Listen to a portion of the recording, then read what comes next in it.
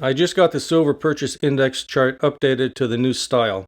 And oh man, does that paint a different picture than what we've been talking about lately. American Silver Eagle buyers have exploded in recent days. Let's get into it.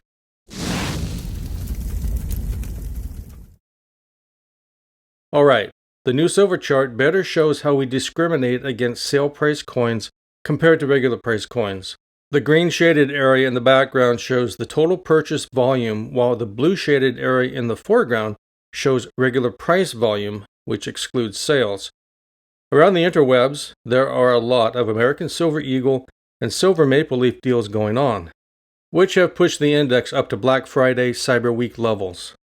Contrary to the gloom out there, it seems bullion buyers remain resilient. Just for perspective, that super spike back in early October was huge volume due to incredible sales on American Silver Eagles and Britannias. It was spectacular and may not be repeated for a long time. It serves as a reminder that many potential buyers are sitting on the sidelines with their cash parked, waiting to put to work at the right time. I made that shift in stacking during the summer of 23 and got roundly criticized for parking cash in short-dated T-bills because they only paid 5.5%, which doesn't keep up with inflation. Whatever, dude. By October, you got to buy all the silver you wanted for $21 an ounce with $1 premiums all in. Now here in early January, it seems buyers are just as hot to take their fiat out of the system by putting it into tangible assets. I'm very impressed by the strength of American Silver Eagles among precious metals buyers. Although I haven't stacked Silver Eagles in about 2.5 years, one could make the case that their high premiums are worth it. After all, if you're in the US, it makes sense to stack US minted coins. Case in point. New Hampshire legislators are pushing for a bill that would allow workers to be paid in gold or silver, a move that could shake up the currency landscape and challenge the Federal Reserve's grip on money. States such as Texas and Oklahoma already recognize gold and silver U.S. minted coins as legal tender. The catch here is that they must be U.S. minted. Britannias or Maples aren't going to work. That's mostly symbolic, with limited practical application because the coins are valued at face value rather than gold or silver content. So, just $1 for an American Silver Eagle is all they'd be worth in Texas and Oklahoma. But we can see some things coming our way which could change all that. What I'm referring to are CBDCs. I haven't talked about these a lot on the channel because it just wasn't clear what they'd look like. But now things are coming into focus. Europe is readying its own retail CBDC. Christine Lagarde famously said, regarding the digital euro, your money, your choice.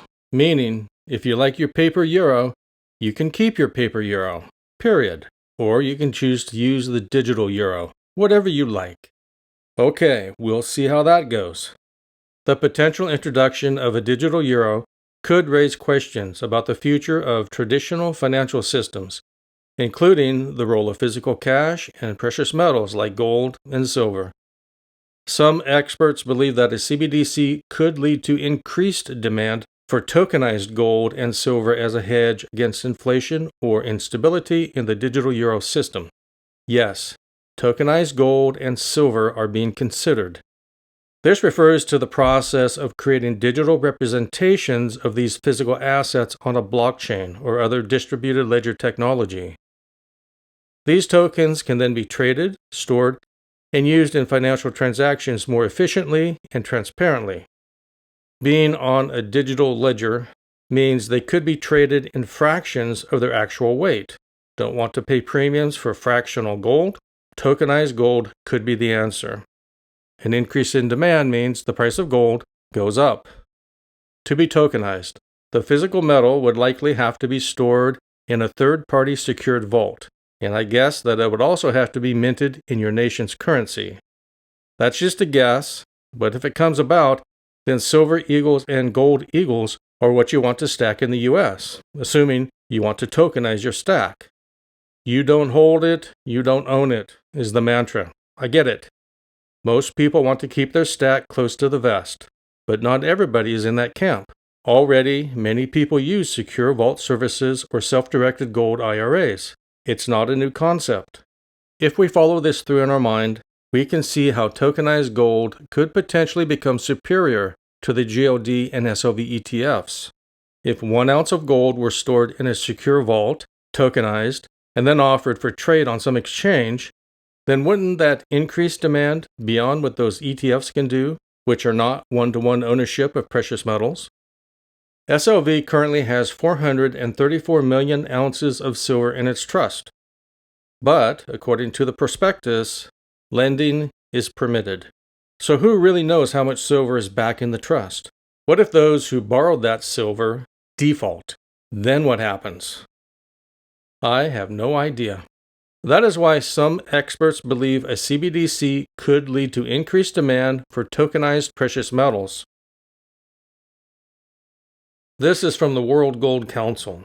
In order to remain relevant, the gold market must undergo a digital transformation, allowing transparent and effortless 24/7 retail and wholesale transactions.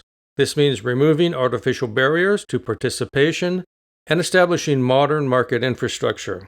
The digitalization and tokenization of the market is essential to modernize the gold market and make it more accessible to investors now and in the future. That's just some random musings on the potential benefits of stacking American gold and American silver coins. Nobody knows what any of this will come to in the future. Let us know how you feel, and be sure to hit that like button if you found any of this useful. I would be so grateful, because it truly does help the channel. If you're interested in seeing more content like this about safeguarding your future by stacking precious metals, be sure you're subscribed and have notifications turned on. Thanks for sticking around until the end. Stay safe out there, and we'll see you next time.